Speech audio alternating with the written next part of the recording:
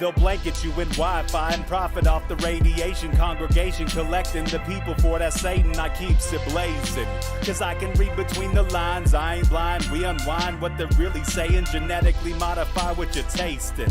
Loan you that cottage promise, so now you live up in your mom's basement. Redesign time so your mind is always wasted. Programmed to crave the basics. Keep the beta in stasis. Pay the state, kid. You're in debt for being born. Messengers are mourn, just the price for being warned. Don't be alarmed, disconnect from their machinations. Stop subscribing to the folly of own nations. Bone breaking ain't the answer, cause they seek the ownership of souls. Spread the seeds and watch them grow. Break the chains of control.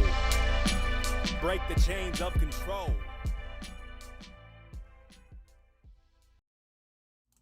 Sweet eternal balance of all that is good, true, and beautiful, friends. Welcome to your Autumnal Equinox Rogue Ways show. It's a special show today. It's awesome to be here with you, and I bet you it is not your normal Equinox show. We'll see. You can tell me when we're done if it's different or the same as other equinoctial experiences you've had before. But I intend to look at all sorts of angles of this equinox and what it means and what it is to us and all of that, including some controversy that has arisen about the equinox over the years, and I aim to help us understand it so we can take a stance isn't even the right word, but just understand it more deeply and know where we are in relation to it. Let's say that. So it'll be fun. I'm excited. We're going to get into it any second now. But first, I want to say what's up to Jillian Griffel first in the chat. Nice to see you. We got Walls 1441. Day and night, half and half, that's right. Billy Harmon, good evening. Billy, I really hope that you stuck around and heard that last episode with Emily Atwood. You came up and there was a lot of work done with you. So if you didn't catch that, go back and see it. I mean, it happened whether you were aware of it or not, but it might be cool for you to check it out. If you weren't there, I don't remember. Mateo, what's up, Mateo? My show could never be the same, that's right. And what's up, Gordon? Nice to see you tonight. We've got Chad Clemens in the house. What's up, Chad Clemens? It's good to have you all here. It's good to see you. It's been a really nice change. Like, I don't know about you guys, but I felt the shift. I feel like I felt the shift towards fall like a few, I don't know, weeks ago or something, kind of, just in the fact that like the intense heat broke. But today I really feel like the sky is kind of cloudy and rainy. There's rain over the mountains and there's just like a cool breeze in the air, and the leaves are starting to turn red and yellow in some places, not everywhere. So it's just cool to see that, we're all in touch with those shifts in this community when they happen. And so I enjoy it. I'm really always looking forward to the end of summer because I'm not like a summer sort of person. And please let me know if my sound is good. I moved the placement of my mic, if you may notice, and I just want to make sure that you can still hear me okay. But yeah, I don't hate summer. I don't want to say hate because I don't hate any of the seasons. I realize the importance of all of them. And I do enjoy summer in many, many ways. I love swimming and I love being able to, get out and do things, but it's like, it's so hot and I hate being hot. I'm really whiny about heat. I would way rather be freezing cold than sweating hot. I always say you can like jog in place to get warm, but what do you do to cool down? There's no way to cool down. So I just really prefer every season but summer, and winter is my favorite. So I'm glad we're on the way to winter. It's like I said, I like to snowboard. I like to play in the snow. I like to bundle up. I like wearing hats. I like everything about winter is awesome. So yeah. Oh, right on, Billy. That's good to hear. I'm glad you were there. What's up? Christy Perez is in the chat as well. So yeah, I'm really excited about so many things, you guys. So many things. So let me show you some of them.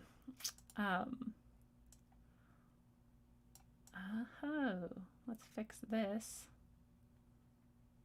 Hopefully that's good. So I'm very excited. I did a little bit of revamping of the site. Oops, we're not even on the right page, guys. I did a little bit of revamping of the site. I basically changed the title. I just said Corey Sharman before, and I just realized that's really confusing for a lot of people because that is the site as it's been for many, many years. But then Rogue Ways started, and Rogue Ways gets traffic as well. RogueWays.org is also the address of this site. And then some people know me as Lindsay Sharman, and some people as Corey Sharman, and some people as Rogue Ways. And so just all three of those are now combined in the title. And that's just a small change that I needed to make organizationally. But I also just did some revamping. You can see now in addition to seeing all the things that I've written normally, there's also my books. Earth, A Trough in Time is the new book. It's now up on the site. It's been there for a little bit. You guys, I was so pleased when I got my first shipment of 10 books in. It's like $100, you know, or so, plus shipping and whatever else, and taxes and stuff. So it's a good amount to invest. And I, you know, they don't really want to ship more than that at a time anyway. So I just get 10. I didn't realize it's going to take them like a month to print these. Anyways, I got my 10. I put it up on Facebook first. I didn't even get to the show that evening, and I wanted to offer it to everybody who watches and listens to the show to get a signed copy for $7 off the list price. But I posted it on Facebook to see if anyone there wants some, and every single copy went within, I don't know, maybe half an hour. Like it was really, really awesome. You guys are so nice and supportive, and it's really great. But honestly, you don't even have to be nice or supportive to get this book. This book is just rad in and of itself, whether you like me as a person or not, or as an author or not. It's a really great book. It already has some really smashing reviews on Amazon. If you want to go check those out, you can click on this link and it would take you there. But I just highly suggest you get it. But I do have copies of Sine Curve of Aeons right now, which is the prequel to that book. Also an amazing story that is very fun to read.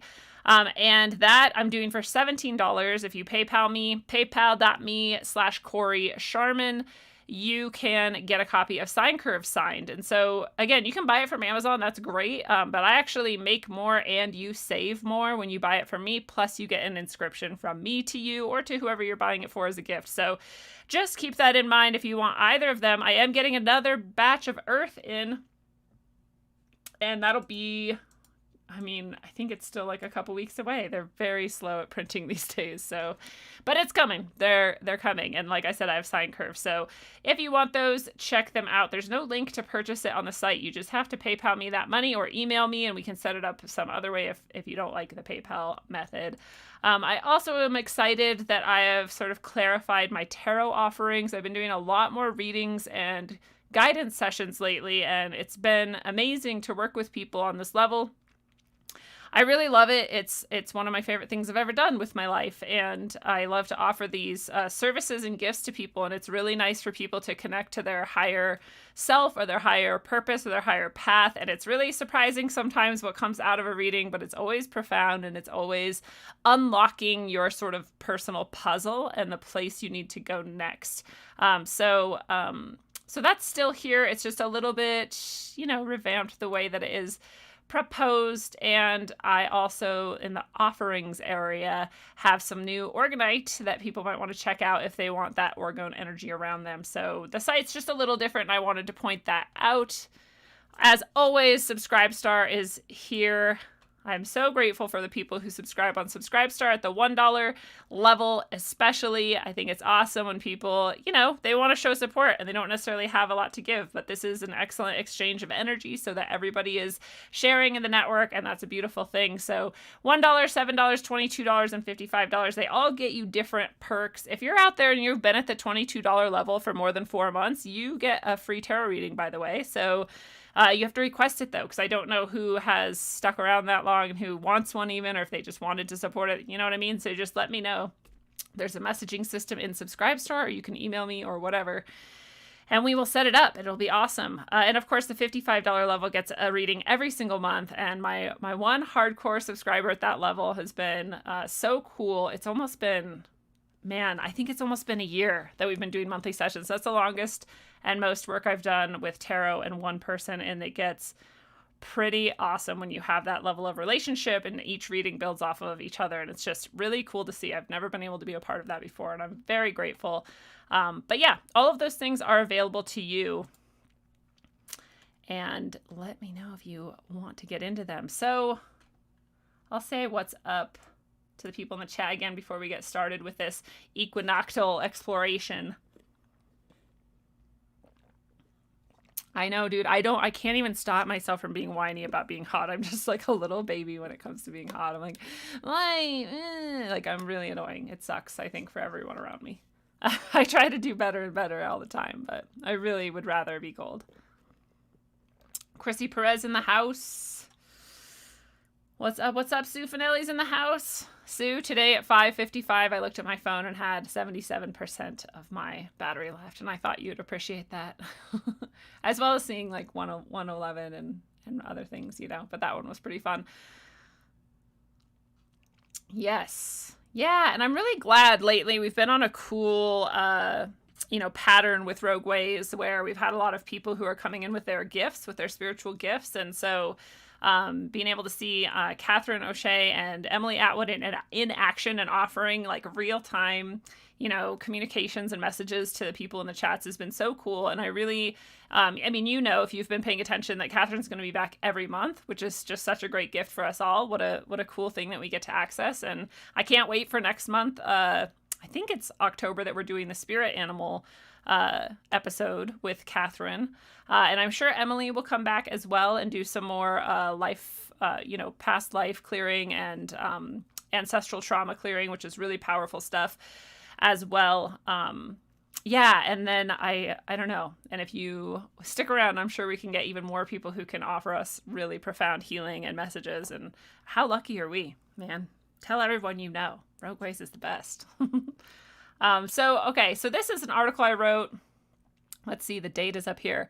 3/19/2018. So around the vernal equinox in 2018, I wrote this. It is still true today. And I wrote this because at the time there was this controversy that broke out, and this is in relation to Crow 777's show, and they were talking about how the equinox is misdescribed and they're hiding from us the true equinox, and our view of nature and how we experience it should be the point of view for which we go by, and that science was telling us it was on any given day, but then when you looked at the amount of daylight and nighttime, and there was this whole thing, and I was like, well, that's crazy. Like, what's going on with this? And I like to always do my own research because we all should. We should not take people's word for anything, You trust people, and that's cool, but even if you trust them, people make mistakes, and you don't know their sort of thinking and their possible flaws in thinking. And so, it's nice when we can all come together and bring together our ideas and compare it. That's how we learn a lot, but it's also just really important for us to look at it ourselves and really check in with our own gnosis about it, which was Crow's point, right? You got to go and see for yourself how many minutes of daylight, how many minutes of nighttime do you have? And when it's exactly, 12 hours and 12 hours, that's when you have your equinox, or as close to that as you can get. And that sounds pretty rational. And so I went looking. I just wanted to see what's going on with this. So we have 2 equinoxes every year, as you know, in the spring and in the fall. In the summer and the winter, we have solstices, and the equinoxes are half day, half night. The solstices are either the longest day or the longest night. The winter is the longest night. The spring is the summer is the longest day. And so you see that pattern, right? You see that rise of fall. You have the longest, the sine curve gets to the height of the day, and then you get down to where you're exactly even in the wave form, and that's the equinoxes, and then you dip down into the trough where you have the least amount of daylight, and that's the other solstice. So that is what we think of. But look at this definition of equinox, which you may have already been looking at all along.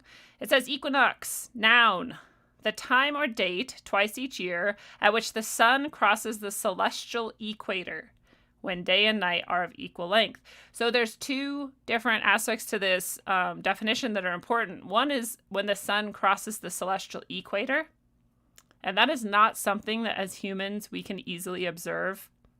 And so this is not something that fits with that idea that Crow and many people throughout the ages have promoted, that you look out at the world, you experience it as you experience it, and that is your truth, right? That is the reality that you experience.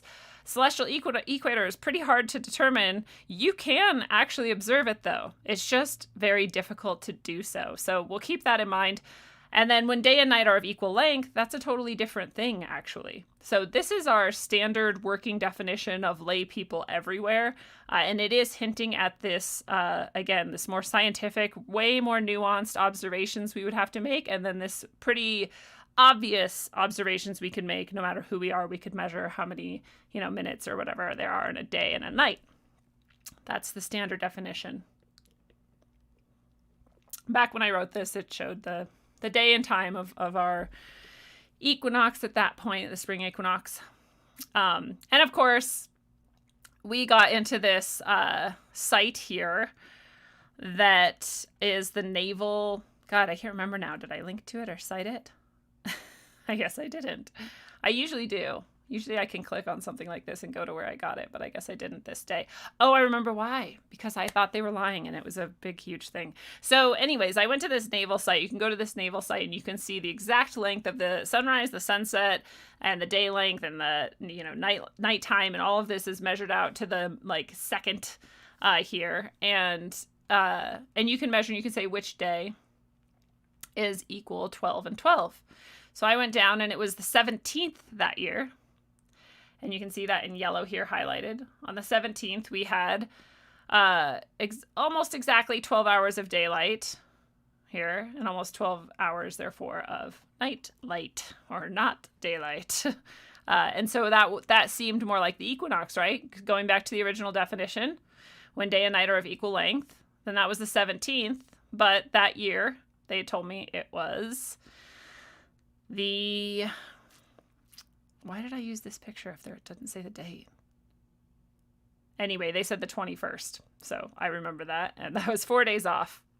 4 days is a significant amount of time to be off, especially if you think about, this moment in time. And if you're going to be honoring it or recognizing it, whether you're thinking of this as a spiritual activity or a magical activity, or just something that you want to know for yourself and experience and acknowledge for yourself, any of those types of things, then you're 4 days off, you've kind of missed the energies of that time. And so it did seem significant that this site is showing us a completely different amount of daylight and nightlight than they're telling us the equinox is, right? 4 days is a big difference. So I was wondering why there was this difference. Why is there this misrepresentation? Why are they saying the equinox is on the 21st when this shows that it's on the 17th if we go by that earlier definition? But I was forgetting to take into account, probably because at the time I didn't know what the fuck it meant, that what the sun crossing the celestial equator means. I don't even know, right? So I tried to look it up as best I could and figure out why. Why would there be a difference? Why would they lie? Because it's something I know they lie to us about so many things, but why this thing? What an obvious lie, right? It's pretty obvious when there's 4 days difference between the perceived half and half point of daylight and nightlight and this day that they say is the equinox. I want to point out at this point that I was in no way friends with Crow or Jason or Lindsay and Rose and at all, and I was in a random group for a totally different podcast, and I posted something in this research because I went to that naval site and it said that it inaccessible, and there was this very weird screen that it showed, and it was a lock, and it was you can't go in the site, and I was oh my god, they're trying to stop us all from figuring it out, because I was this is so weird that Crow just came out with this, that they're hiding the real equinox, and then we go to look to see when the equinox is near our place in the world, and this site is blocked and they won't let us. They're trying to hide these energies from us and they're trying to stop us. And so I posted that in that group, and he actually mentioned it on a show, so I don't even know if he knows it, but that was the first time we were connected. He said this author, and gave my site, and at the time this article showed that I went to this site, and instead of this screenshot you see, it was the other screenshot, and said, why are they hiding this from us? And that's when the article ended. But someone in that group had pointed out at that time, oh, that site actually goes through maintenance every month, week, whatever it was, for this amount of time. If you go back in a few hours, it's going to be working again. I think they were actually in the Navy. For some reason, they knew this, and I was huh. So I went back in a few hours, and it was working, and so I got this screenshot, came back, and edited this article to finish my research that I had been waylaid. It's an important lesson to remember. We're conspiracy theorists, and we look at every angle, and we can kind of easily jump to the wrong conclusions when we get something that seems like it fits our patterns that we're looking for. So we have to be aware of that cognitive bias that we have as much as possible. It's not always possible, but we should just be aware of it. So anyways, Crow didn't know about that follow-up part. He just did the show with what he knew, and then I don't know what happened after that and what they went through, but I proceeded along this line of inquiry, as we'll see, and learned some pretty awesome things. I'll pause and look through the chat, say what's up to people. Yes, I like that. Billy Harmon says, trusting a person is spiritual, trusting science is factual, and they can coexist. It's absolutely true. What's up, Snake Jones 09? Nice to see you.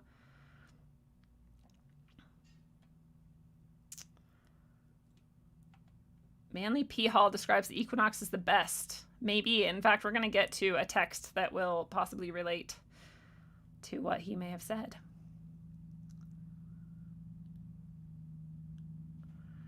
James was never excommunicated. I don't even know what that means. What's up, Boston Beach? What's up, Isaiah Smith? So, anywho, I went and looked, and the reason why the times, the sunlight and the nightlight that we see doesn't match the officially recognized equinox is because our perspective is a bit different here down in the nooks and crannies of the surface of the Earth than it would be if we were the Earth itself, right? If we could take the point of view of the consciousness of the Earth itself and we were this entire huge body, possibly flying through space, whatever you think is going on, it doesn't really matter. The geometries are still the same in this thing that we're talking about here right now. And so if you took that perspective, there's a totally different, I guess, perspective, right? But there's a different geometry and there's a different, I don't know. I'm just going to say it's just different, right? So let's look at it. So we see the sunrise and the sunset before the sun actually rises and sets, or after, before or after, depending on which one, the sun actually rises and sets. And part of that is because, again, we're down in the nooks and crannies. If there's mountains around us where we see the sun, where we see the actually sun rise and the light come in, might be very different depending on our elevation, depending on our topography around us, and all sorts of things like that. So the perceived times are not the actual times when you look at it that way. Just like I was saying, if you were out and you were the Earth itself, the actual time that the sun crosses like this sort of plane, if you were going to slice the Earth through with like a plane, that the moment the sun passes that would be the actual sunrise. But we might not see light for a short time after that, right? So they're just slightly different. It's slightly different.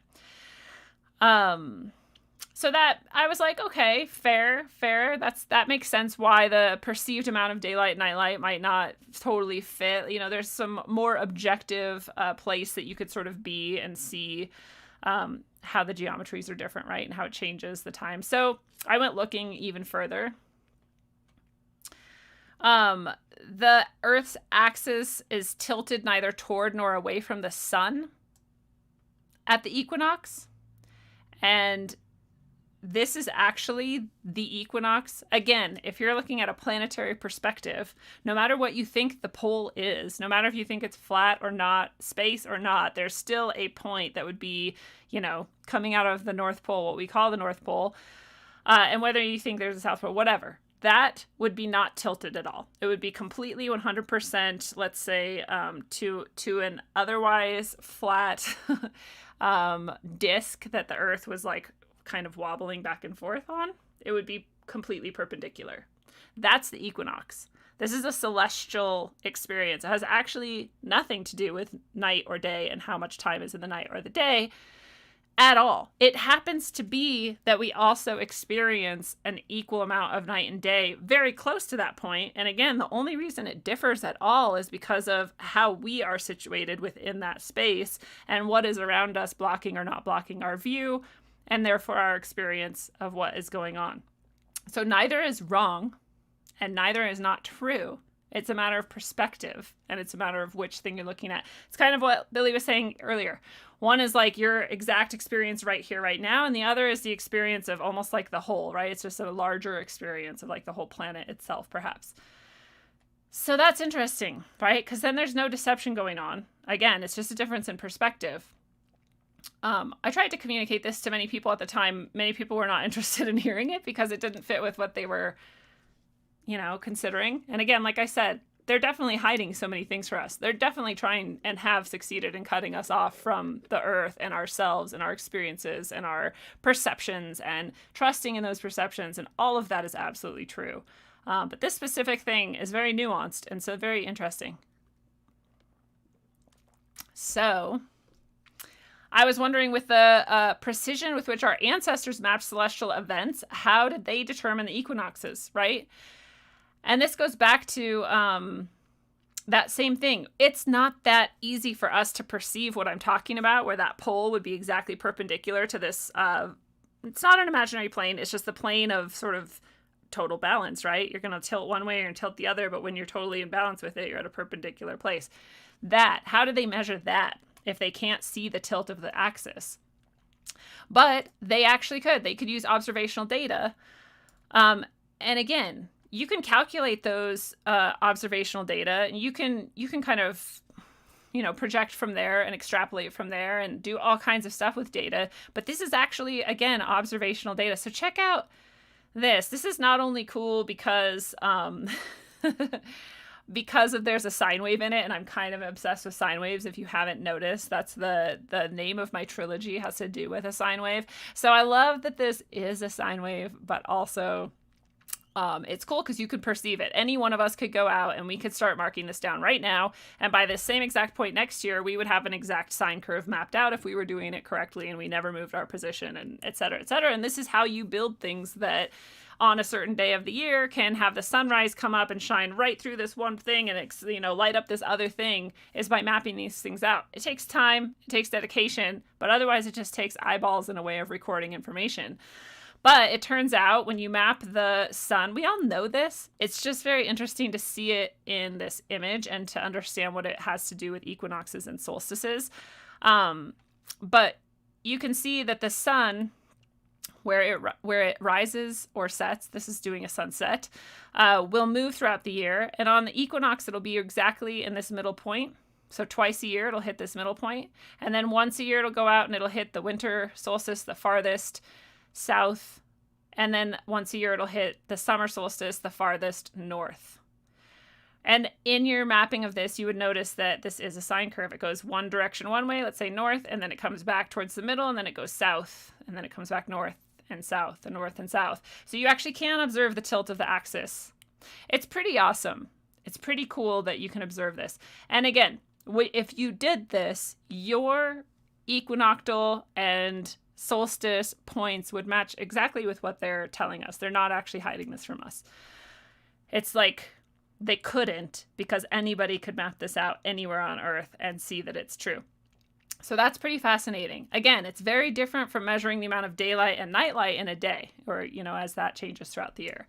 Although, again, they will correlate very closely. They just won't be exact because of depending on where you are, right? So happy to share this with you on this equinoctial day so we can understand the differences in those two things. They're both aspects of the equinox, but they're just two different parts of it. And one is the celestial equinox, and the other is what do they call it? No. There's a different word that I think we're going to get to it in a minute. Oh yeah, we will.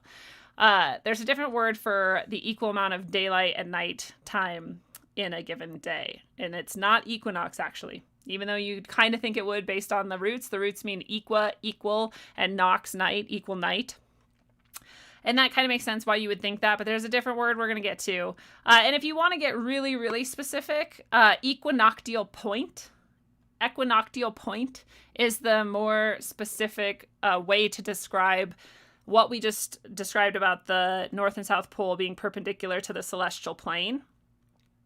That's even more precise than saying the equinox, but the equinox does describe that. It's not meant to be confusing. So, it is, it's not meant to be misleading as far as I can tell. It's just very, very nuanced and descriptive.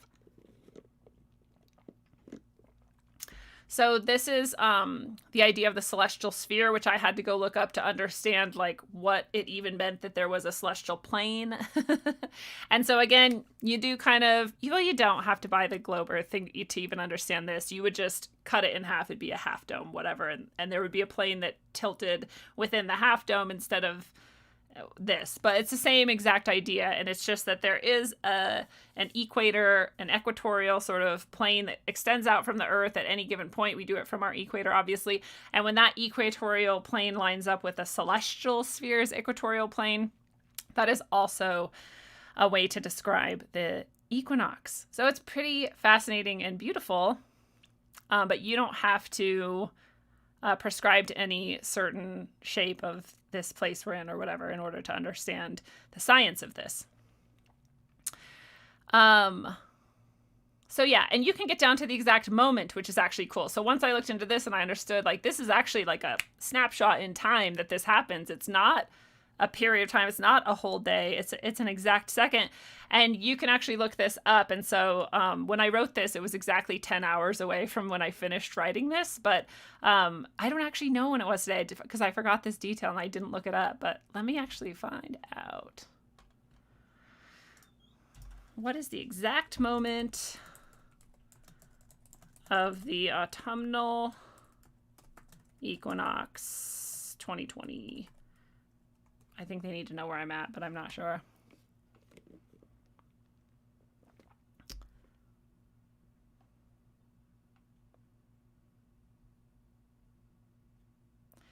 I think it was the almanac last time that gave me the exact moment.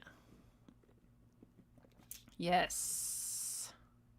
So the exact moment, 9:31 Eastern, 9:31 a.m. Eastern. So it was 7:31 a.m. my time this morning, right? Yeah. Oh my God, it's exactly 12 hours ago. Woo! Synchronicity. That's pretty rad. It's 7:31 right now. 12 hours ago was the exact moment of the autumnal equinox where I am right here, right now. It was the exact moment that the pole of our planet became a 90-degree angle with the equinoctial plane, the celestial plane. So that's cool. So anyway, that's where my first initial deep look at the equinox brought me, and why I sort of gave up on the idea that they're trying to hide the equinox from us, and why I understood that there is just a difference in perspective from where we are at, and it just depends on which one or both that we want to honor or think about or whatever. They're both cool. They're both rad. They both have their own meaning and experience for us. They're so closely aligned that you may as well like understand them both and how they differ, and it's just interesting. You can measure both with your own senses without any tools. Or many tools, I should say, with like string, maybe, I don't know, whatever you'd want to make sure you were more accurate, but you could definitely do it. So this is the next thing I found that just tells us the difference between equinox and equilux, right? So actually, when we're saying equal night and equal light, those are two different things, which is interesting for like I'm guessing this is kind of mainstream. I think it's just a local news station somewhere decided to do this, but it's just an interesting thing for them to cover because it is kind of nuanced. But let's just see what they're talking about, because I had never heard equilux before today. So the official start of fall, the autumnal equinox, and the equal period of daylight and darkness, not exactly. And then they go through all the things I just told you, so we're not going to go through that again.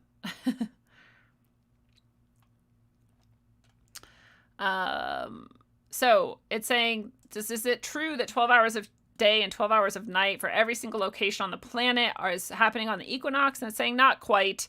If we wanted to describe that phenomenon, we would instead use the word equilux, which means equal light in Latin. Equinox and equilux are similar, but not interchangeable. Equilux is the day when we get equal day and night. So this was already a concept, already has a name, already has a word. It's just not as celebrated and looked at. So maybe there's something to that. You know, maybe there's something where you in your location want to find out what that day is and you want to celebrate that moment in time.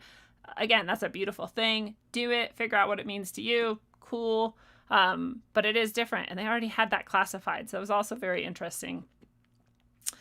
And then they go through, again, more of the same science that we just sort of talked about. So I'm not going to go through that again. But it was just interesting that there is a name for it. Oh, right, Jesus. First, full. Sorry. I wasn't expecting video and it scared me. But yeah, that is that. I'm going to go through some more stuff, obviously. We're going to get to the bottom of this again. Like I said, on the physical, the mental, the spiritual, on every level, we're going to talk about the equinox. So we just got through the physical. And that was fun.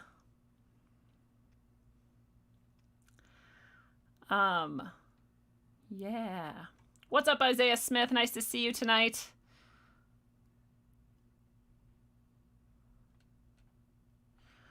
Isaiah says, when the sun is directly vertical from you, is that the true noon? Again, this is one of those things that's just like what's the exact same differences in perspective are going to affect what you're asking as affect the equinox question. So is it true noon to me? Yeah. Like, is it true noon celestially? Probably not. No. It's probably going to change throughout the year, right? I don't know. Well, let me rephrase that. The celestial one is not going to change throughout the year. Because we do daylight savings and we have differences in our perspective, our idea of what noon is, where we're at, might change throughout the year. It'd be exactly the same principles as we just talked about with the equinox. Great question. That zetetic viewpoint. What's up, digital apparition? The sexiest man in the west and the east and the north and south and the center. What's up, truth within? Why am I learning this at 40 instead of in a high school math, physics, humanities, or whatnot? I mean, yeah, I learned this when I was 36, 2 years ago. And I'd had to teach myself. But I'll say one thing. Schools are shit shows, and there's not a lot of learning going on ever, no matter what, even with really great teachers. There's a lot of memorization sometimes, and there's a lot of like moments where something might be happening inside the mind and psyche of whatever student, but at the same time you're so distracted by the billion other like people and stresses and things and being a teenager or a kid wondering what's for lunch or whatever. It's like not really a good way to learn at all. So even if you learned this, I bet just based on my own experience, you wouldn't remember anymore. You would have forgotten it like a week later. So who knows? What's up, John Jacob?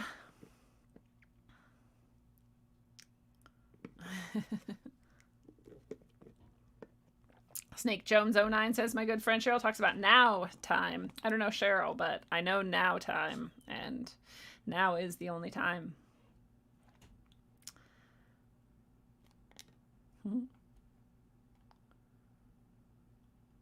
Yeah, it'd be pretty rad if we could go to every single ancient site. I am not even scared to say every single ancient site is aligned with an equinox, a solstice, both, you know, all of them, and other celestial experiences. They're pretty amazing. I could be wrong about some of them, but like that's a pretty bold trend amongst that category of places. Yes, Göbekli Tepe. Lucky enough to go there. Pretty rad. Pretty amazing place, truly.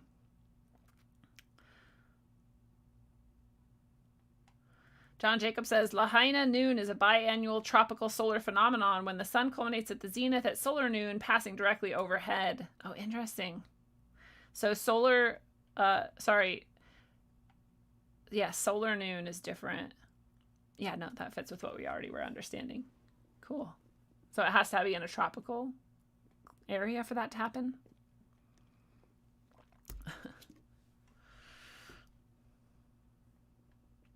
Nice. Snake Jones listened to Robert Seffer's The Seven Planetary Gods to celebrate the equinox today. Geometry truly is at the basis of almost everything, Billy Harmon. I agree. We are the Titans. Maybe. There's so many ways to take it. It's such a nice, rich symbolism. It can be applied so many ways. December 21st. I'm definitely going to do a solstice episode. It's going to be wild, but we have a few months for that one.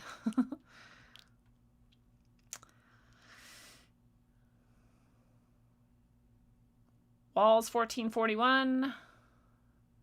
Yeah, it is interesting that those words are flipped and how we think about them. It's interesting that one just means equal day and the other means equal night, and you'd think that there could be like a equal plane or like equal celestial, but I don't know, dude. But it is just interesting that they even have two words and that they are that different, and that they do describe those exact two ways of thinking about equinox that we went over. Oh, thank you, Gordon. Gordon says this is the coolest class ever. I love it. Yes, I would love to do away with daylight savings time and all that stuff, Billy.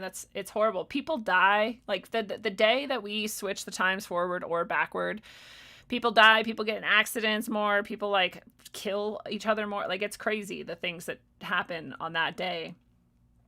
Just because like fucks with our experience. We're like, what the hell? Like, that is not, you just imagine just like losing an hour. I mean, that's what we do to ourselves, and it's so pointless. Yes, homeschooling is always the way to go. Nice job, homeschooling Snake Jones.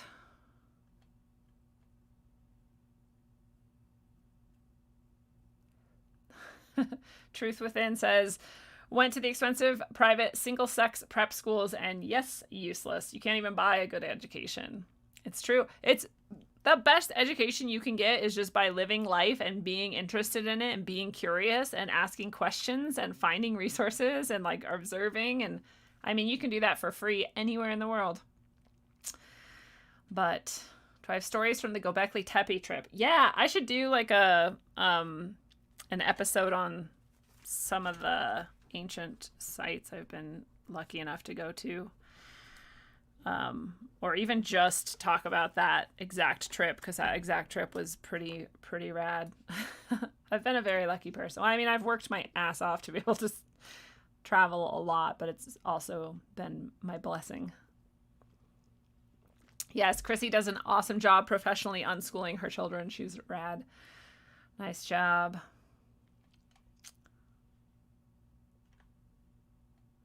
Yeah. Yes, and yes, so I will definitely put together a Göbekli Tepe show for you guys, or like a ancient sites of Eastern Turkey show, because that's what it kind of was. We kind of did a bunch of cool stuff. Anyway, I wanted to just touch on some more aspects of the equinox here. And it's interesting that the equinoxes and solstices also help us mark out the ages. And so we talk about an age of our planet. It's also a celestial experience, and it also has to do with that sunrise and sunset point over time on the equinox and of each year. And we use the vernal equinox for this. So the sun crosses the equator just a little behind the spot in the zodiacal sign where it crossed the previous year on that vernal equinox each year. And so you can tell by where the sun rises and what is behind it in the night sky, what astrological sign is behind it in the night sky, what age it is. So I don't know why it's taking me this. I ask this question of people all the time, like, how do you know what age we're in? And people have a billion different answers, but this is the only real answer that makes sense. It's where the sun rises on the vernal equinox. It's the sign that's behind it. So apparently right now that's doing that in Aquarius, and we are in the age of Aquarius. And so as the precession of the equinoxes is how we move backwards through the astrological signs with that sunrise point on that vernal equinox each year. So it takes 2,160 years to change signs, and it's 25,920 years to change back to the beginning, to do a whole entire cycle through all 12 signs. I first learned about this with Graham Hancock in Fingerprints of the Gods, whatever the first one was, way back, whenever that was, in like 2002 or something, when I found that book. And it blew my mind then, and it still blows my mind now. And I knew then, I think, how we measured the ages, but for some reason it just like did not stick in my mind. It's taken me this long to like cement it, because that's how my brain works. But so that's a great year. And I almost did a whole other article on just the great year, and I might still do it someday just to look into the nuances of the great year. But it's a great year. It's a great solar year, or a platonic year.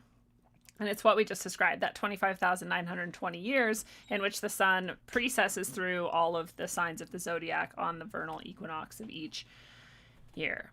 Thank you.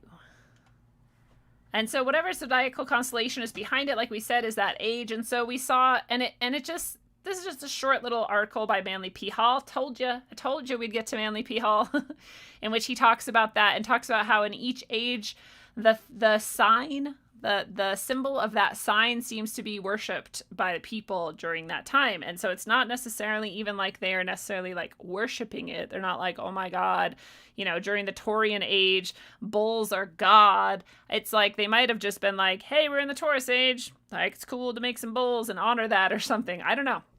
I'm not them, but it's just interesting because there's different ways to look at that. And some people think they're literally worshiping bulls. And I'm like, well, maybe they just were honoring the time that they were in. And the Aryan age is not about the Aryan race. It's about rams. is the Aries, the sign of Aries. But it's interesting to wonder how the Aryan age might connect with the Aryan, philosophies and occult worship of, the whole like Nazi thing. I don't know. It could be. It probably does.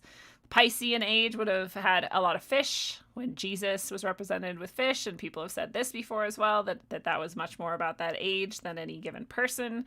And now we're in the Aquarian age, and that's represented by the water bearer, or flowing water out of a jug. And I don't see us like worshiping that or honoring that at all, and so it's very interesting. But we did have the flood, but that would have been before then, because that was before Jesus. So yeah, I don't know. I don't know if we're doing anything to honor the Aquarian age, but I mean, I know someone is, but I don't know anyone who is. So that was just an interesting thing to bring up. And I guess like to honor the sun or the solar deity in this time, you might honor some of these symbols at which the sun is in the house of, so to speak. But yeah. And it's interesting just to note that it says this Aquarian being that is dumping the water out of the vessel is supposedly androgynous, and we do seem rather obsessed with androgyny. Maybe that's how our society is honoring the Aquarian age. I don't know. If you guys have an idea, let me know.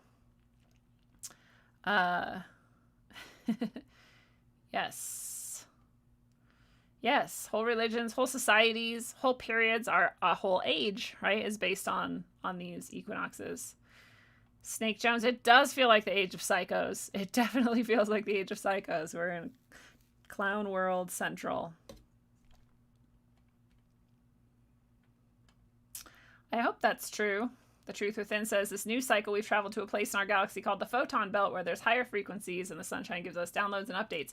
I hope so. I have no evidence that we're not in a dark age, and I don't think we're out of it yet. So it'd be neat to have some support from some photon belts. The age of Cancer. I don't know what comes after Aquarius. Let's look again. Order of the astrological signs. That's going to bring me a cult. The order of the astrological signs. 12 signs in order. And we go backwards through them. So, is it not going to actually tell me? Oh, here we go. Why didn't it list them?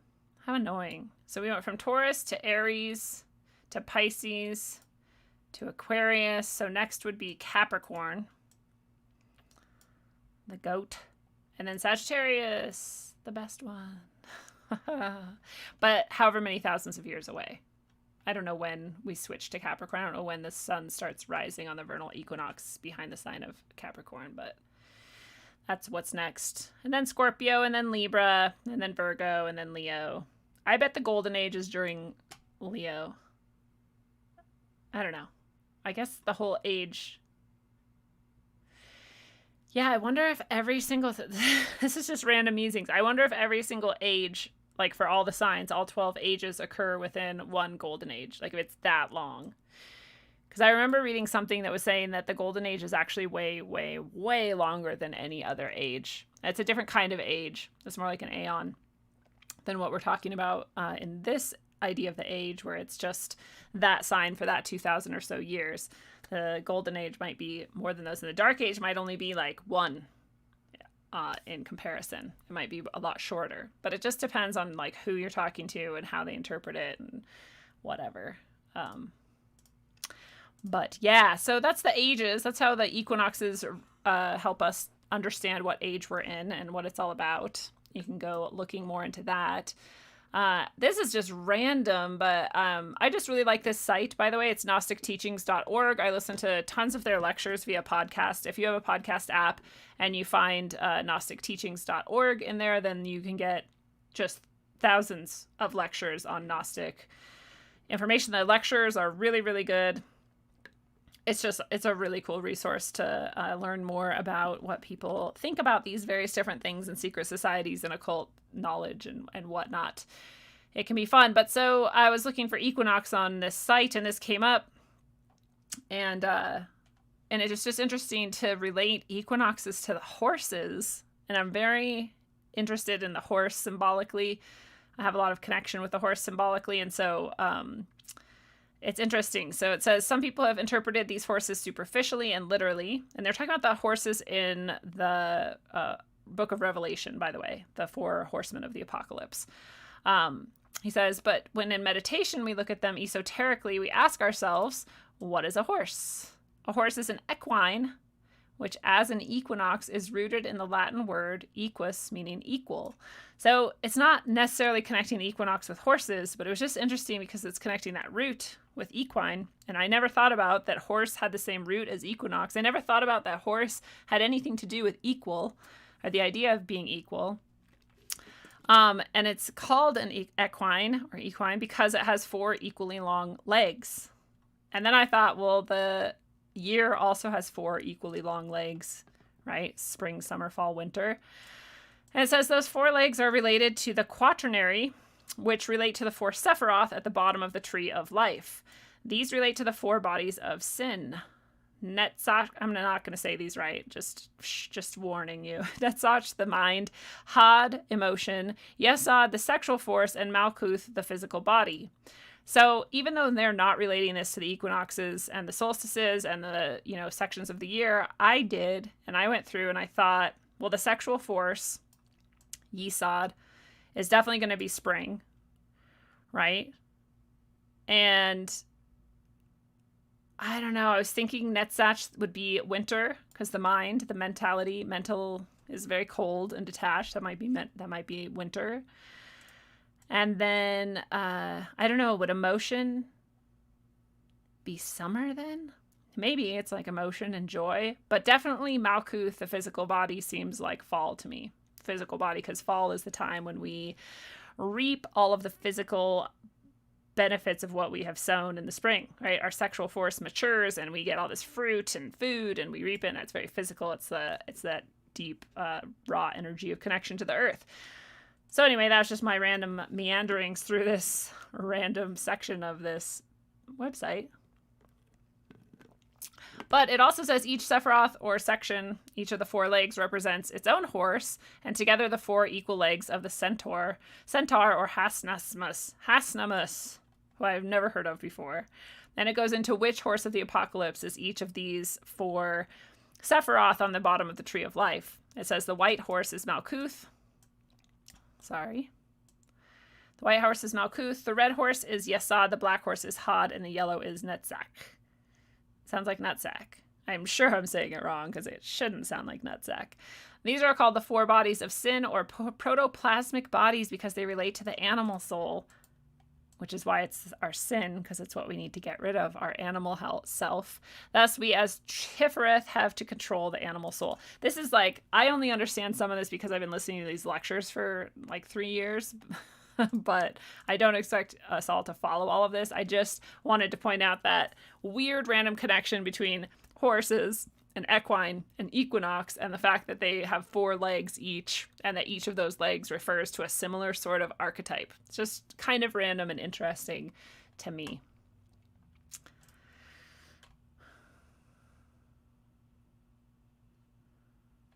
Checking back in with the chat.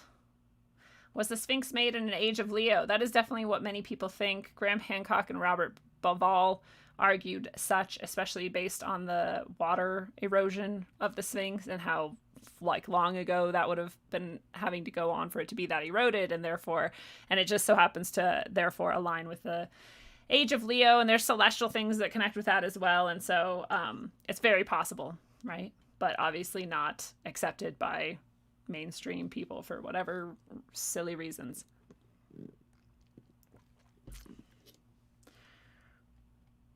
Hal 9000 in orbit, what's up? He says they've tried to keep the Aries age with the Gregorian calendar. Really? Is that why there's confusion about the age? It just seems, again, like it'd be so easy for us to just go see, okay, what sign is it right now? Or in this last spring equinox, like what sign was behind the sun?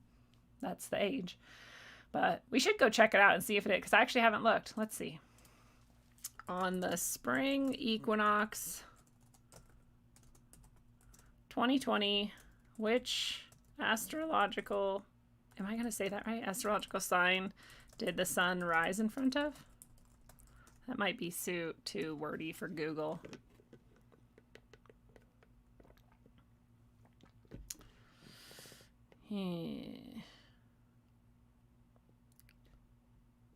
Yeah, they're talking about like through the year. Like that month is Aries. And it's like, yeah, but what is the celestial?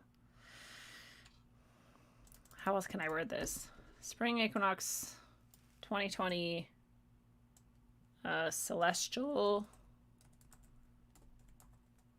sign? I don't know.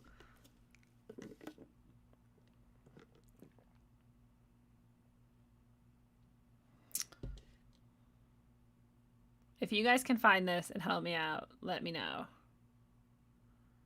Yeah, it's just going to be talking about a lot of the same stuff we've already covered.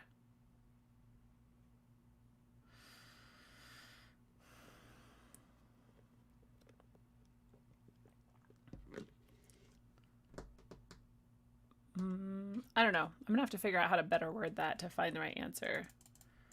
The sun rises in front of which astrological sign in 2020? Because it doesn't even have to be just on that day, unless it like is right on the cusp and it's transitioning right now.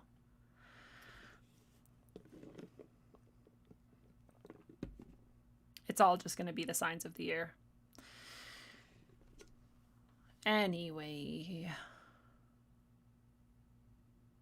I'll try to research it and bring it back to us on some other episode, because I don't want to just make you guys watch me search for it if it's not that easy to find. But that's a good question, and I want to know.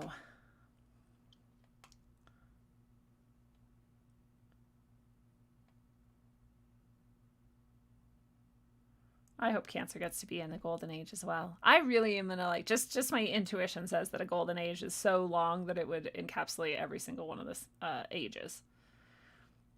But who knows? Thank you, Drew. The best podcast. It's so nice to say, and it's nice to see you.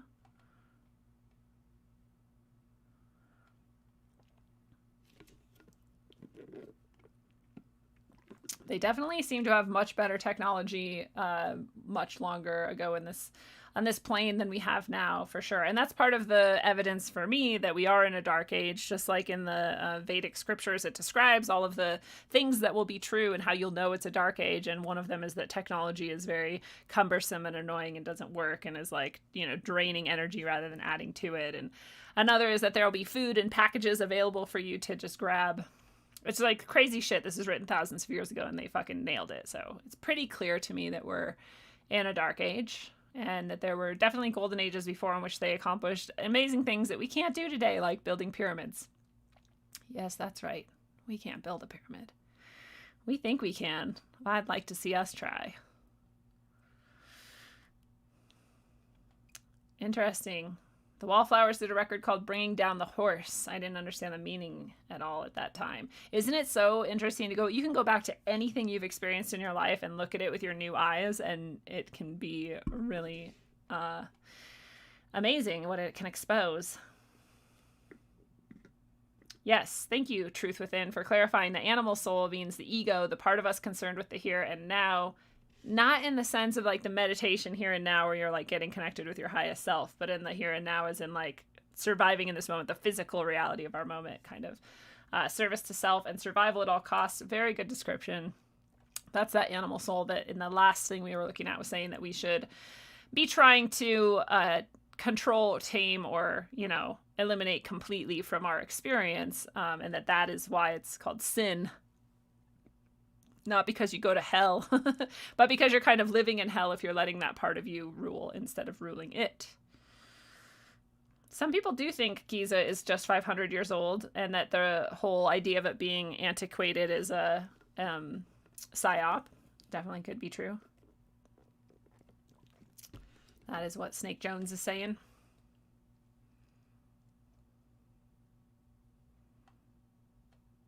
Yes, Aries is considered the first astrological sign because it's at that spring equinox moment Aries starts off the year. That is the true new year. We celebrate the new year in the weirdest time, but it's actually, if you're looking at these sorts of patterns that we're talking about today, the beginning of the year is the beginning of spring. What's up, Sergio Boner Stabone? Your name is so fun to say. Janet, what's up, Janet? Oh, you don't have daylight savings in Arizona. I'm so jealous.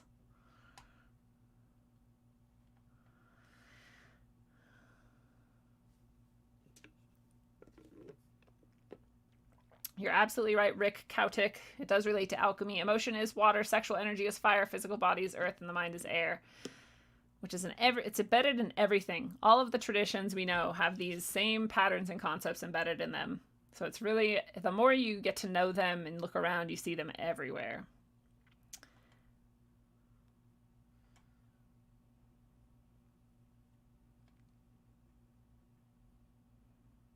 I love Buckminster Fuller, John Jacob. Bucky is the man. Such a cool guy, such a genius. Thank you. I love tonight's session as well, Hal. All right. So, back to these things.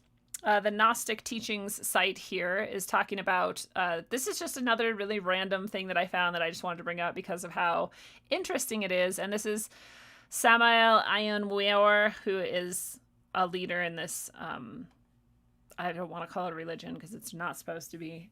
He's the only person whose name you even know. You're not supposed to know anyone's name. It's like really interesting. But he wrote this. He wrote a lot. He wrote a lot of books and a lot of things and a lot of lectures and a lot of information. But he was in jail for a while and he wrote this from jail. I don't even know if he's still alive. I've never looked into this guy at all. And this site really isn't like his. It's just he's someone that they go to a lot. He's written a lot. They use a lot of his writings. So take that for whatever it's worth. But he's writing about, I've been thoroughly investigating the north and the south poles of the earth. And that's while he's here in jail. He's just doing all these like sort of channelings and intuitive dives and research and actual like references and literature and whatever. So I've been thoroughly investigating the north and south poles of the earth. Thus, I see that these two poles are becoming completely ethereal. I had a weird vision once that is slightly related to this. It's very interesting to me to read this today. The great explorers of Antarctica affirm that such a continent is a world of images. I don't know what that means. He doesn't explain, so who knows? Those images float in the polar atmosphere. Therefore, the poles of the Earth are becoming ethereal. I think, like, just imagining what this might mean is to say that if you were there, you would be a lot more able to access things like, you know, astral information or the Akashic records or however you want to describe that sort of ancestral information, like all of it, whatever. Maybe that's just made it more accessible there. Maybe it's just saying like that atmosphere is literally closer to that state of being or just easier to access. I don't know. But then he just says, in the future, the poles will become the equatorial axis of the Earth. So saying the equator will just flip 90 degrees, and that'll be the new equator from north to south, at what we think of as north to south now instead of east to west. It says, due to the terrestrial movement known by the name of precession of the equinoxes. I don't know why that wobble would make the pole flip like that. None of my business. I'm just pointing out that this is written somewhere. This is retrogradation. The Earth's axes are deviating little by little. Therefore, in the future, Antarctica will be inhabited by a divine humanity. Likewise, a continent where a divine humanity will live in the future will be discovered in the North Pole. It doesn't... It's weird, but the one thing I can say is if the poles did flip, instead of like flipping, like north became south and south became north, if they just like did that 90-degree turn, so east and west became north and south became east and west, then that would now become, it would be cataclysmic, obviously, but that would now become the new equator, and would it not be then aligned to the sun in the same way that we are now? The north and south poles would still try to be aligned and oriented in the same way, so the whole planet would shift, and so the new equatorial region, which is often a region of plenty and like easy access to fruit and vegetables and food and things just grow all year round, then yeah, that would be kind of divine for humanity. So that's just what I was thinking when I was reading this. And he does not go into detail about why he says that. But he does go into why there's this, you know, different aspects of scripture that supports what he's saying in his view. And so you could look at this if you wanted to, but it's saying that only the true initiates and authentic disciples of our Lord Christ, which again, Gnostics are not like Christian, but Jesus is a master that they follow. And so, so he's, you know, he's in here. Only they will be able to live, the rest by their whim. The foredoomed humanity will go inevitably into the abyss. So this is just saying, like, this is basically the apocalypse. And then, totally random, but it talks about the Avicii. And isn't Avicii that guy who, like, died because he was putting out a pedophilia-based movie or something? Or he did a music video about saving the kids, and then he, like, committed suicide conveniently? Or something. But I don't know if this word Avicii has anything to do with what he called himself Avicii for, or what Avicii means. And none of that has anything to do with the Equinox, so it's really not what I came here to talk about. But anyways, if you guys want to look more at like Samael Anwar's random musing from jail that has this stuff in it, there's the link. And you can go check it out. But let me just look up the etymology of Avicii really quickly, just because I'm curious. Etymology of Avicii. I know it's spelled differently, but I think this is how. They're not going to do etymology because it's a name. It's not just his name, though. That's also a word. Maybe I'm spelling it wrong.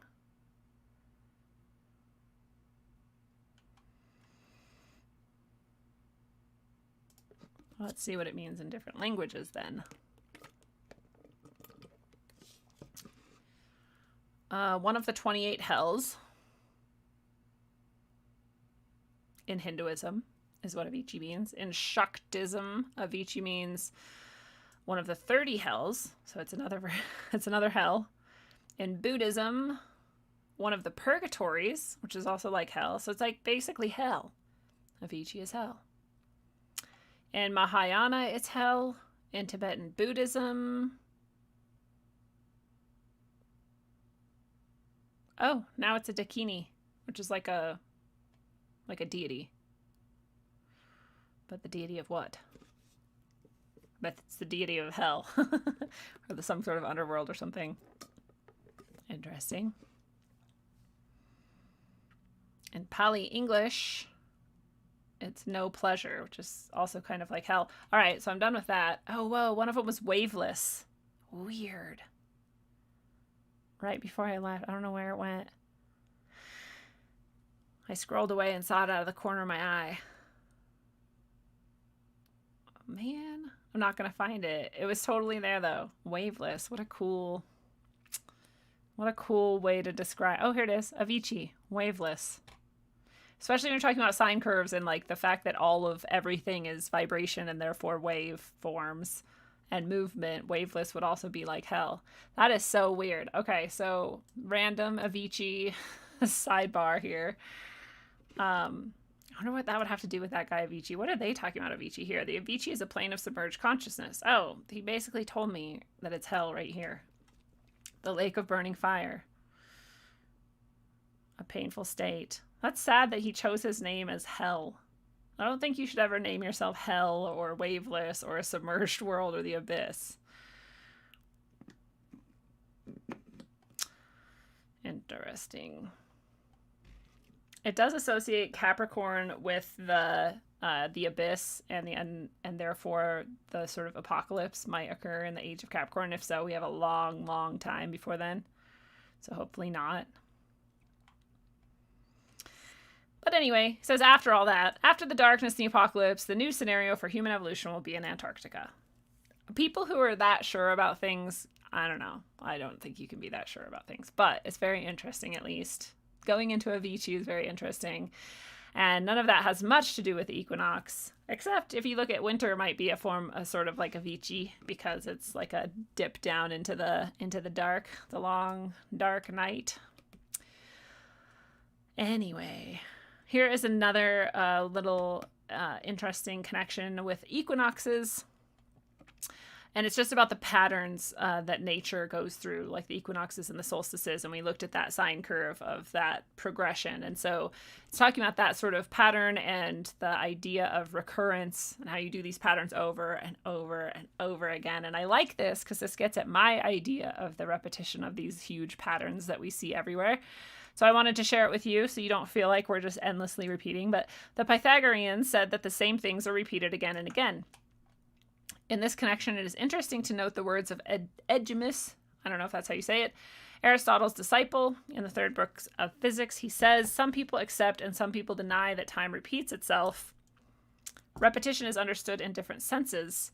One kind of repetition may be in the natural order of things, like repetition of summers and winters and other seasons, just like we're talking about here tonight.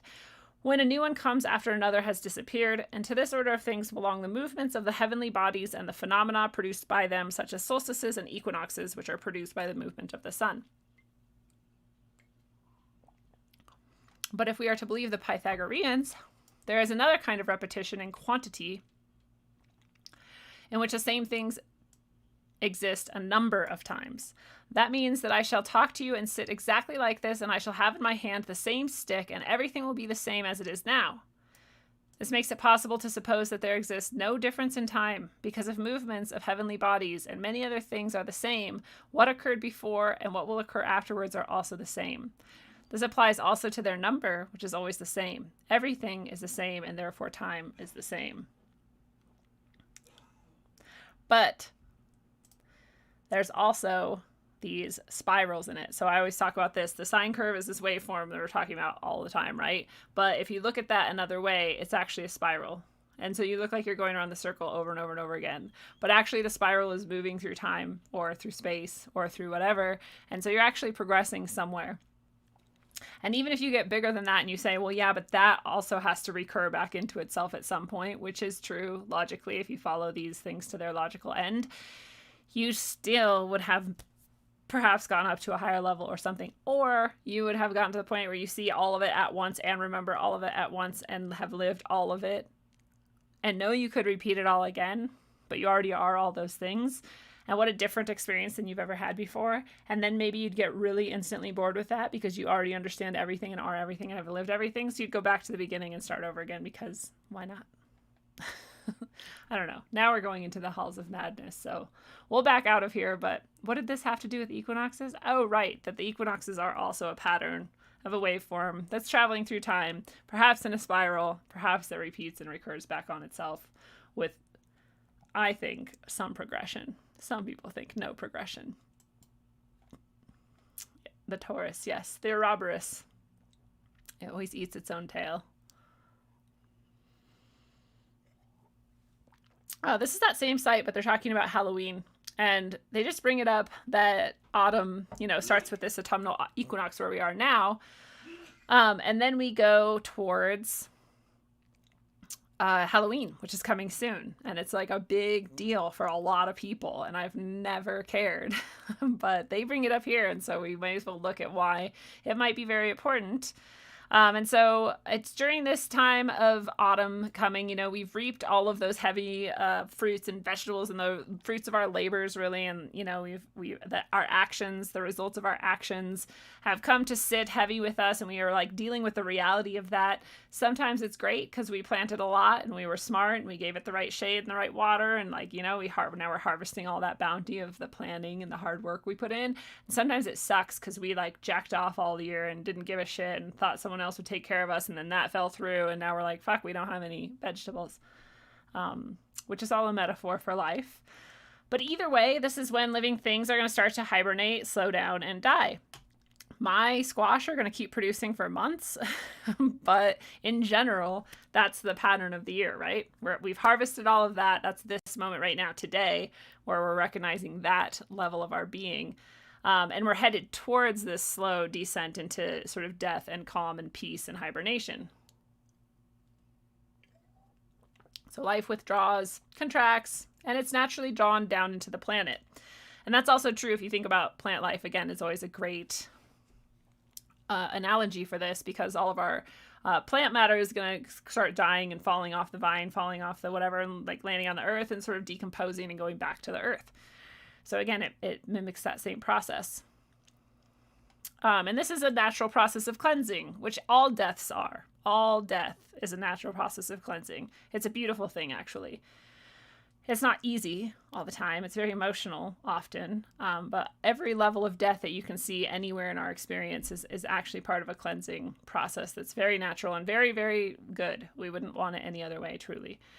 And so they talk about how in Greek mythology, this process that's starting today on the autumnal equinox of going towards death and decline and peace and rest and cleansing is represented in the story of Persephone. And Persephone is the daughter of Zeus and Demeter, the god, and then the goddess of grain. And she was abducted by Hades, which is Pluto, or the lord of the underworld. And he took her down underneath into his domain, which is basically winter happening. He's taking this beautiful young maiden down into the death, the underworld. And then blah, blah, blah. She ate a pomegranate. She ate 6 seeds. And that way she was able to leave the underworld for 6 months at a time and go back up to her mom, Demeter, the goddess of grain and the harvest. So she comes up in spring and everything can grow and then they can harvest it. And then she goes back down and dies again. So it's just this representation of this same cycle we've been talking about for the whole episode, which is cool. And each year they celebrated it in the Greek Eleusinian mystery schools, as have people likely celebrated such things all throughout our history because these processes and patterns are always present.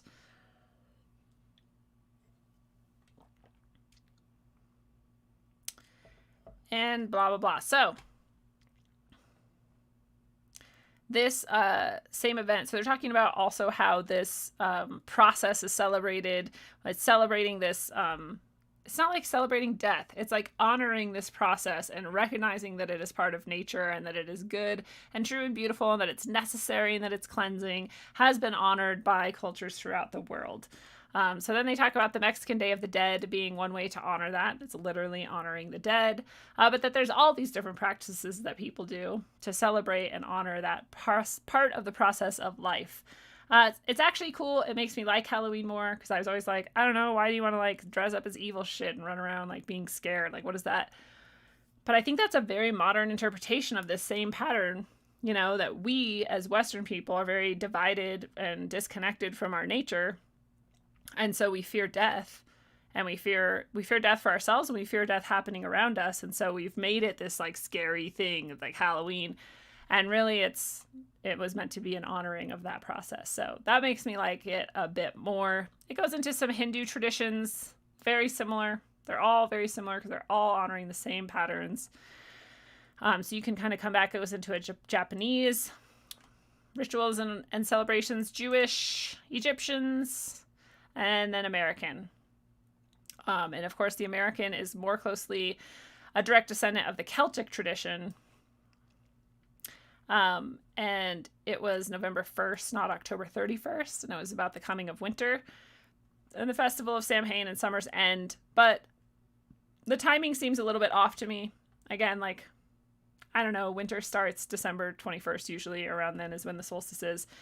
November 1st is kind of in the middle of the equinox right now and the solstice then. So I don't really know why that it's that timing, but I mean, maybe it is kind of the end of like, all harvests are done by then, as far as I understand.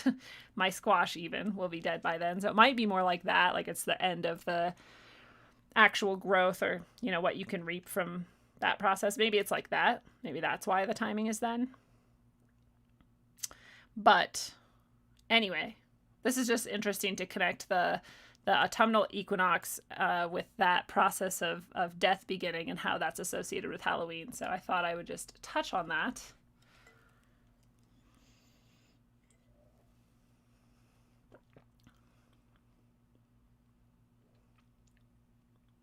It's always fractals, Gordon, all the way down. I think turtles are just a representation of fractals. Fractals all the way down. Yeah, I like that. Truth Within says read is re-add. You're relearning what your spirit already knows. And do you know that you are God, says the Bible. It is. It's like I'm learning things. Anytime I'm learning something, it really does feel like remembering. I'm like, oh, yeah. Oh, that makes sense. Oh, like everything I've ever experienced like connects with that. So I really like that interpretation.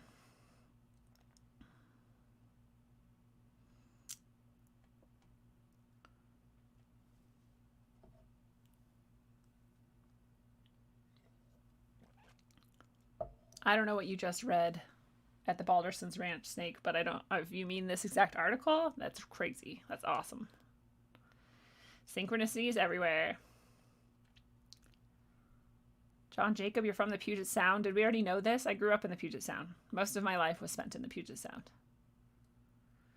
Snake Jones saw death. I did too once, dude. It definitely didn't bow to me, though. It was just like, hey. Yes. So that's interesting. And then I also found, this is on archive.org. I'll also share the link to this in case you want this book. If you don't know, archive.org is the best resource on the internet, hands down, period. You can get full text of nearly any book you've ever wanted. You can download it for free. You can share it with people. You get the actual file. It's like not like stupid ebooks that you get on Kindle where you can't share them with people. This you can share this with anybody. It's everything you ever wanted and more. It's super awesome. I give them money every once in a while because I love what they do. But this is interesting. This is actually from the Equinox and Solstice Ceremonies of the Golden Dawn. And yes. The first thing that stood out for me, this is still in the intro of the book. We're not going to read this whole book. Obviously, it's a book.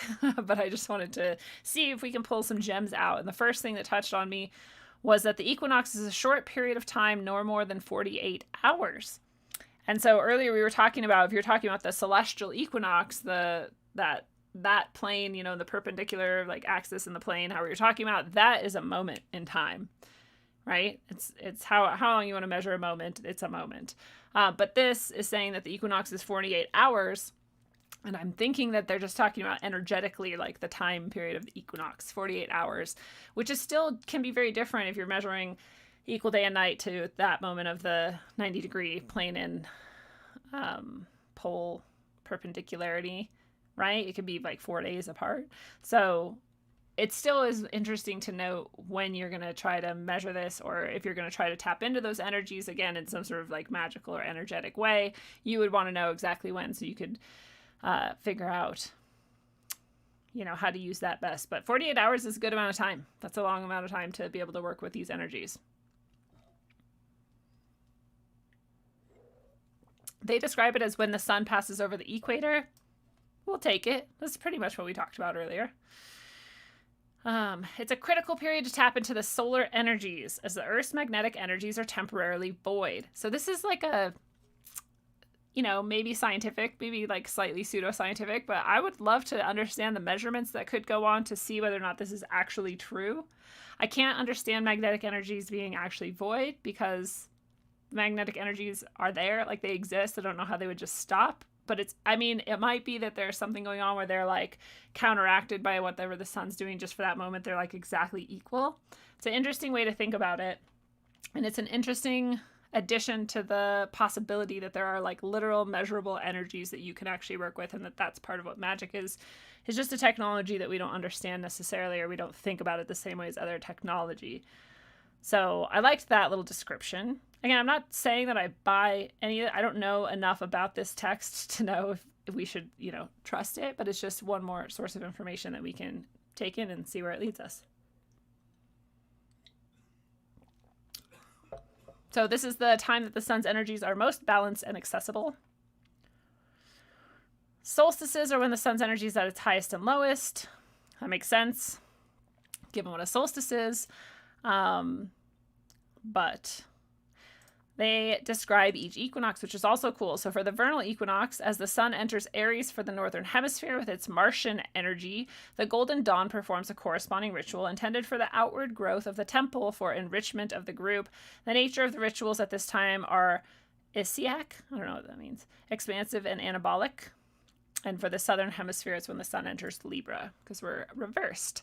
So that makes a lot of sense, even if you are not one of the members of this Golden Dawn and you're not someone who is following whatever they do. It just makes sense to talk about outward growth and enrichment at the vernal equinox, because those are the characteristics of spring. So just like anything, you can just look at the characteristics of a thing, and that's what it is. It's not a mystery.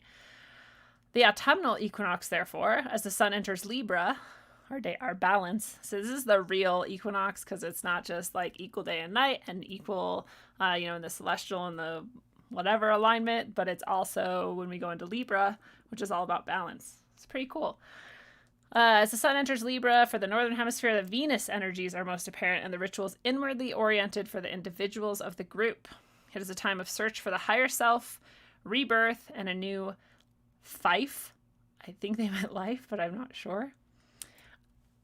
It's interesting because if you, again, just look at fall and you're thinking of things are winding down, you're sort of, again, like we talked about, you're taking stock right now of what you've planted and how it grew and how you're now harvesting, holding it and seeing what it is, really sitting with it and that like heavy rooted energy. And so that density, it makes sense that this would be a time of individual looking inward and for our higher self to see, like, where are we? Did we do it? Did we do what we wanted to accomplish?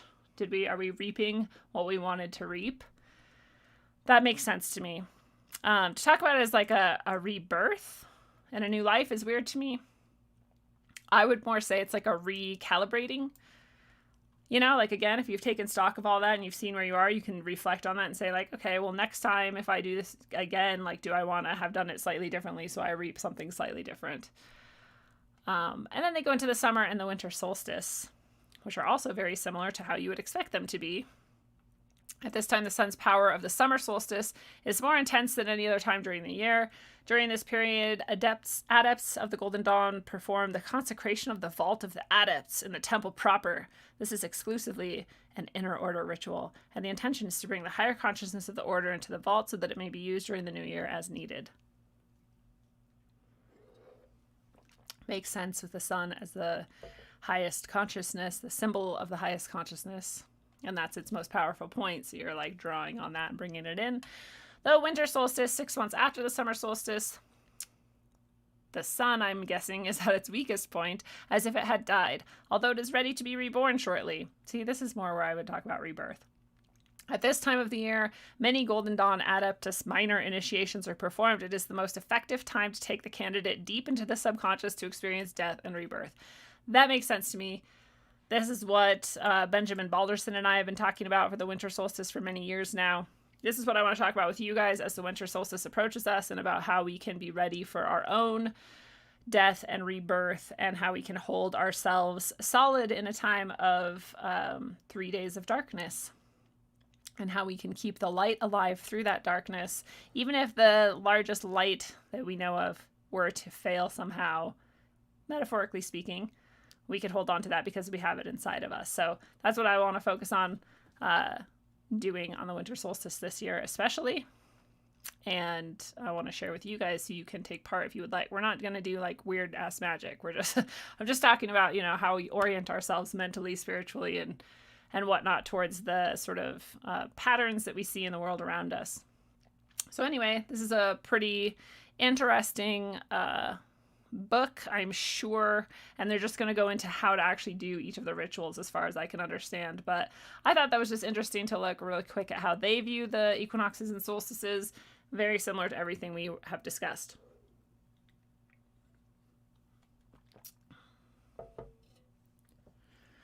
So let's see where we're at.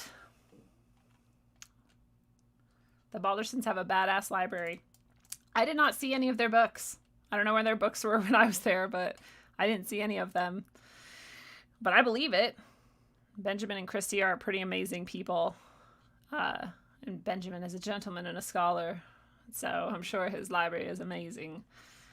But this is where I'm at with the the equinox. Those are all the things that I know and I think about on the equinoxes, and all the things that I wanted to share with you on the equinox. And one last thing I want to share with you guys before we wind down for the night, and that is a poem that I wrote today for this day, for the autumnal equinox.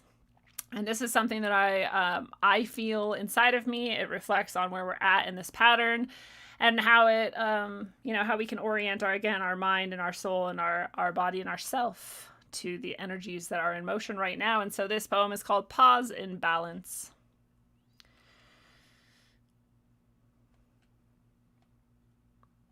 A balance heavy lifted, drifting down into the dark.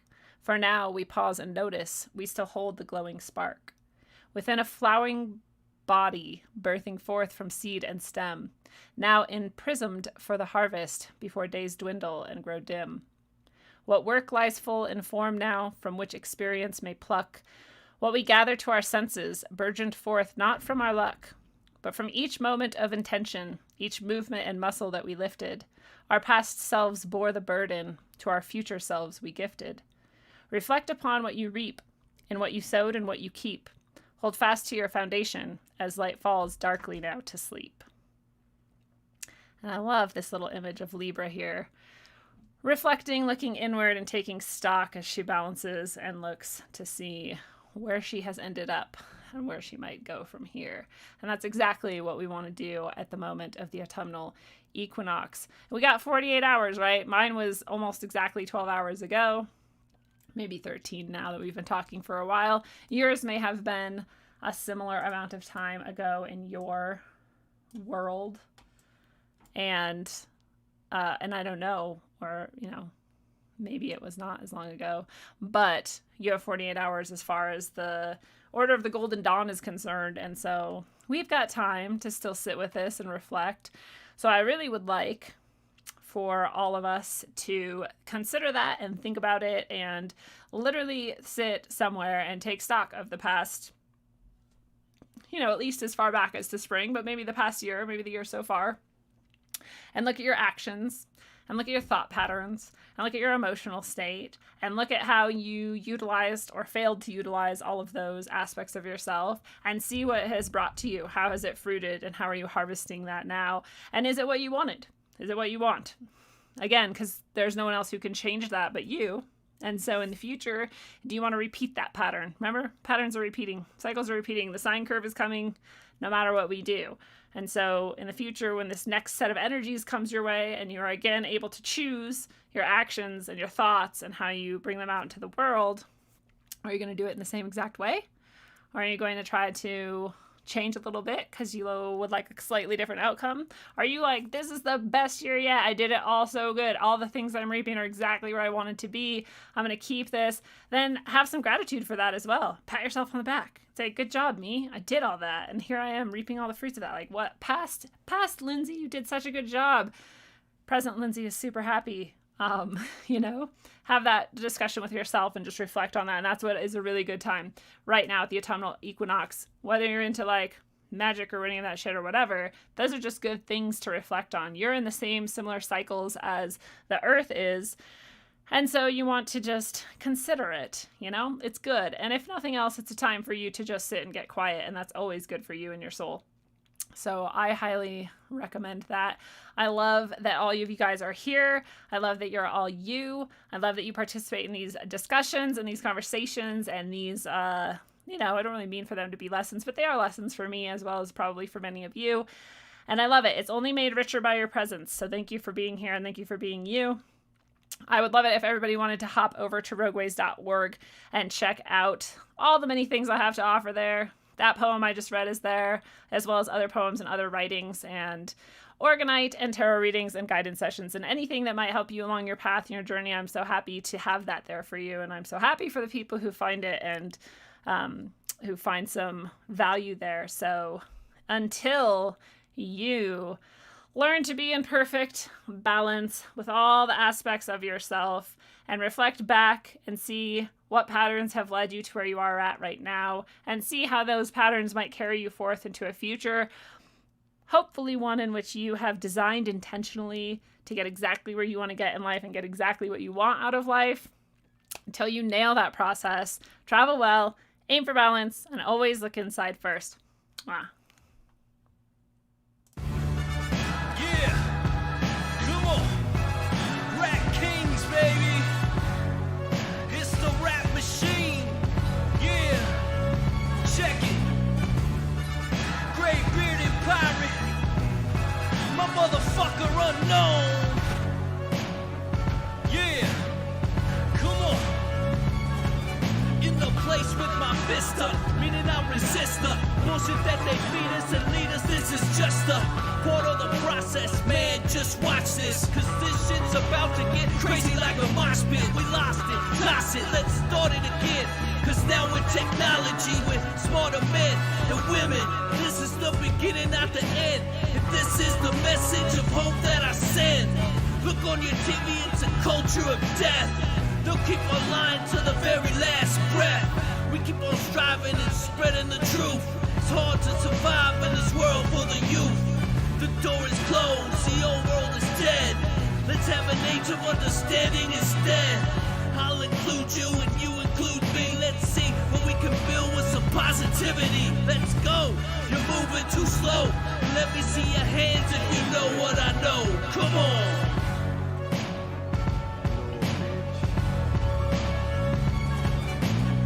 Rap like mummy, ain't no dummy in my rhyming. Started flowing freestyling, now they rhyming loud silence. On with the violence, bodies piling with the gray bearded pirate. On your TV in 4K 3D virtual reality.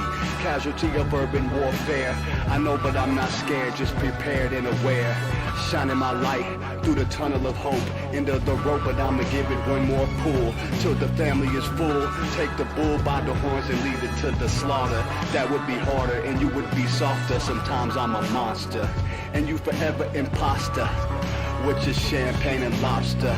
This royalty, the way it was supposed to be. Hopefully the new door opens and the old one closes. With way more focus and growth to mold us. And the truth that they should have told us.